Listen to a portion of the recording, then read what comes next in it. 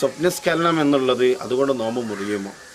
രാത്രി കിടന്നുറങ്ങിയ സമയത്താണ് ഇന്ദ്രിയം സ്ഖലിച്ചു പോയത്, അല്ലെങ്കിൽ പകൽ സമയത്ത് കിടന്നുറങ്ങിയപ്പോഴാണ് ഇന്ദ്രിയം സ്ഖലിച്ചു പോയത്, അതുകൊണ്ട് നോമ്പ് നഷ്ടപ്പെടുമോ എന്നതാണ് ഈ ചോദ്യത്തിൻ്റെ ഏറ്റവും പ്രസക്തമായൊരു ഭാഗം ഉള്ളത്.